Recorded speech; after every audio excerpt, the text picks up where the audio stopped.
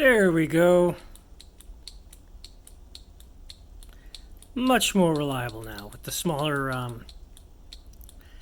ball bearing. It's pretty much the same design. But look at that. That's pretty damn reliable. And just like before, the more I use it, the more reliable it becomes, which is interesting to say the least.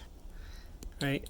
I think it's either the tarnishing of the copper wires is wearing off with each little smash into the copper wires, or some sort of maybe an oil coating or something is wearing off. Maybe the oil in my skin. Still get a little bit of seems to work better with it flat, believe it or not. But I have a really good idea. Oh, I let it drift away. There we go. It's got to be just in the right spot. If it's not in the right spot, it doesn't work. But that's the way it's supposed to work. It's supposed to be only work if it's just the right place. Yeah, if I pull it away, it shouldn't work. Obviously, this won't work upside down.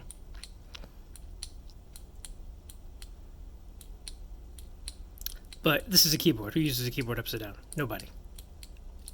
So I have a really great idea, and I think it's going to improve the reliability of this overall. I ordered some 32 gauge galvanized steel wire to replace this copper wire. And why galvanized steel? Because it's low grade. I ordered this, low grade galvanized steel that's weatherproof, so it shouldn't corrode over time, at least not much, especially with the ball bearing smashing into it. The other thing is it's slightly magnetic. Right? So the ball should want to stick to the wires. Hopefully it doesn't have any remnants, which is the steel retaining its magnetic property after you remove the magnet. Hopefully that won't be too bad, and the ball bearing will be heavy enough to counteract that problem. But we'll see. It should arrive tomorrow, that wire, and then I'm going to have some fun with it. But I think I can get this to the point where it's more reliable. Right now I've got it inside of a cylinder. Let's have a look at it. So I've got the little ball bearing there inside that cylinder.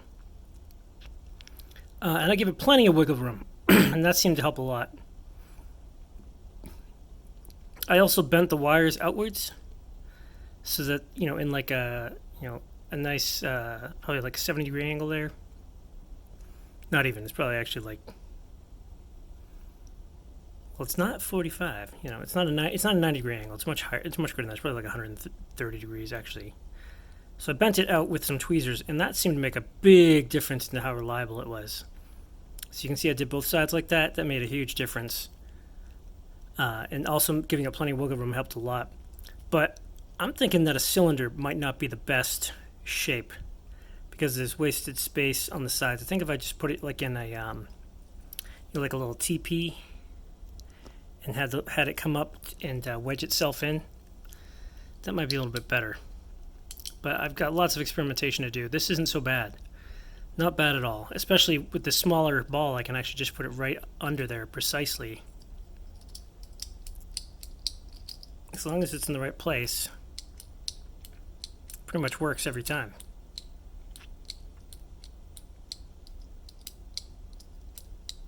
There we go. Got to be just the right place. But so far, I'm pretty satisfied with the reliability. I mean, I think I can get it to be more reliable, but just by improving the print a little bit. That's all. It's going to need some heck of a debouncing, though.